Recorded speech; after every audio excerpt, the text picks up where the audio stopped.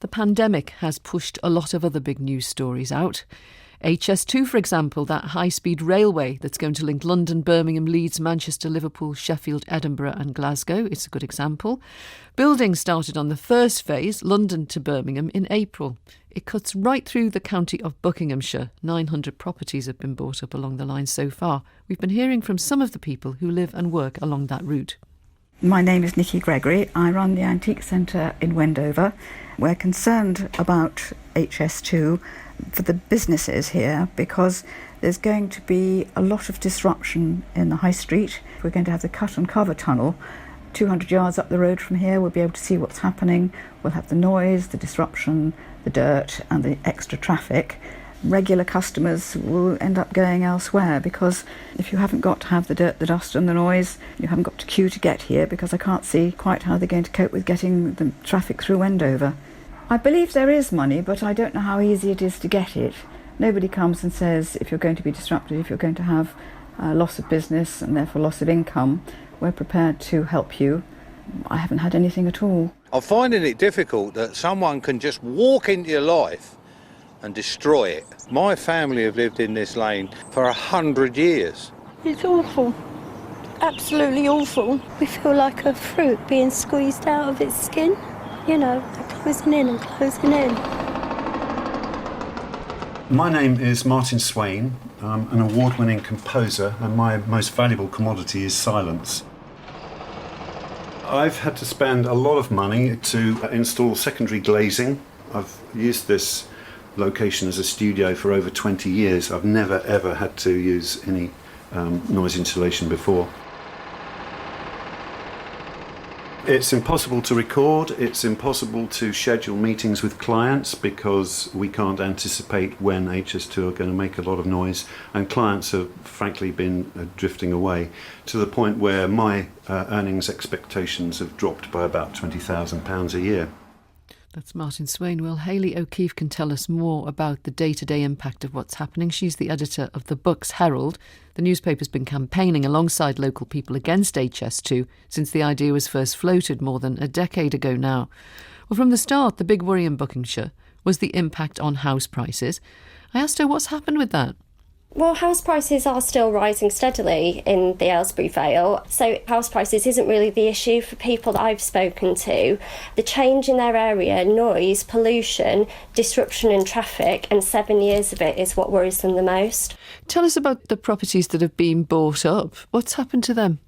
Well, as you go down into Wendover, it's really sad to see all the cottages that have been boarded up, and these are just normal people's houses. They're not £1,000,000 mansions or anything like that. There's two types of purchases that have been done. So there's non-compulsory purchase, which is, we've heard from people, is quite a protracted process. HS2 only give you one offer, and then there has been delays of funds at the end, which obviously affects people moving on to their next property. In terms of compensation for compulsory purchase orders, people can be evicted, and we've heard cases where funds have not arrived in time for moving on as well.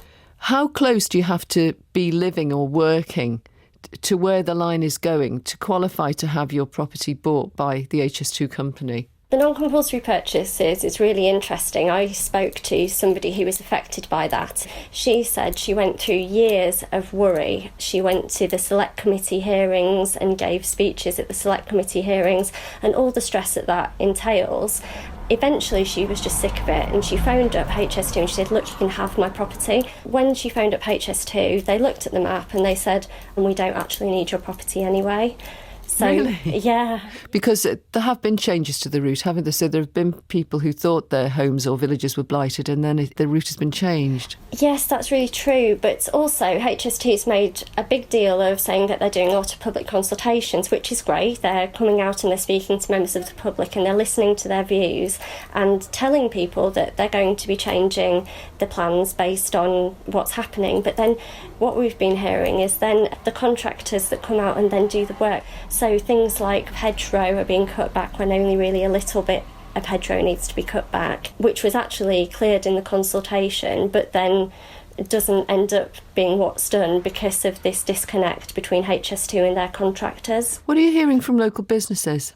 Well, the businesses that I'm speaking to say that they feel in a frozen state. For example, the Chiltern Brewery and the Bucks Goat Centre are just holding off on some of their expansion plans because they don't know what's going to happen. In terms of the Bucks Goat Centre, they've been told that if they can prove that the line has a significant effect on their business, then you do have to prove that there's an impact. So you almost have to wait for that impact to happen before you can make any claim. And also on that site in Stoke Mandeville, there is Lay-by Farm, where a number of businesses are moving out or moving on, and they get no financial help to do this.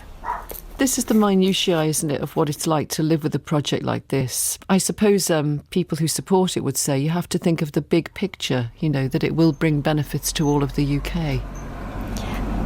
Yes, that's true. I mean, we have had some mitigation. A new road in Stoke Mandeville is planned, but traffic is a very big issue in this area. Aylesbury is one of the most congested towns in the country, and relief roads are planned, but not yet. Basically, because of the HS2 Act, it's really tied the hands of councils. They're not able to say only if there's a benefit to this area, they're not allowed to do that.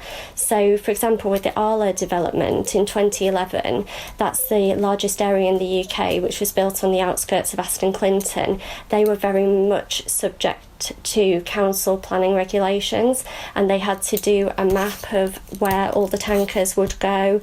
But HS2, the council, they're not able to order HS2 to do anything, which is quite problematic. Aren't people now resigned to the fact that it's going to happen and trying to make the best of it? So over the years, there has been a lot of false hope for people over this, and bearing in mind that in the Aylesbury Vale, the vast majority of people are opposed to HS2, it is a case for many people of just bracing themselves for 7 years of disruption, and that is the reality of the situation.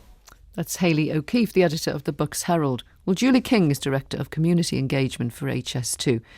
Julie King, it doesn't sound like you've been winning lots of hearts and minds, does it?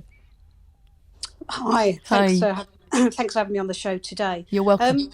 I think I'll just start by saying that HS2 is a national endeavour which will bring huge benefits to the country as a whole. But we have to recognise, and we do recognise, that no one chose to live along the line of this new railway. This project, I think, is an enormous undertaking with thousands of people that will be effective over a generation.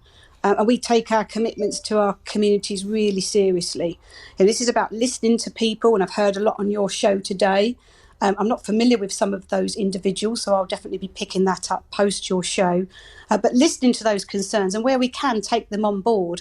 You know, I personally have 100 people, well over 100 people, out along the line of route, talking to communities on a day-to-day basis. A lot of people will say, you know, that there's no stopping you, they accept that. But that their local councils aren't able to intervene much in what you plan. There's a sense of powerlessness there. Well, there was a process, the parliamentary process that the organisation went through in order to receive the Act. So we definitely have that. But within that, there are several design iterations for us to get to that final design of the new railway. And we are absolutely working with all of those 68 local authorities that sit along that 350-mile line of route. We're talking to people on a day-to-day basis, and there was some reference there to some engagement that we had done. We're talking to people face-to-face and at events. And we've spoken to over 65,000 people in the last 2 years at 4,000 events. These events are not there just to tell people what we're doing. It's about how can we get people involved in the programme, how can we make sure that we're listening and mitigating as much impact as we can within the design requirements to build this new railway. And you are spending money on that, aren't you, on building new roads and so on? Absolutely. And in addition to delivering the programme, we've also secured £40 million, which we spent around 7 million of it. And I think around 2 million of that has gone to the Buckinghamshire area so far on local community and business programmes. So these could be charities, community groups, scout groups, ecology work, habitats. All of that work is happening. In addition to that, there was also 30 million that was secured as what we call the Road Safety Fund. And this really sits with the local authorities, so they can apply for this money to make improvements in the local area that will help during this period of construction. Julie King, Director of Community Engagement for HS2. Thank you for coming on.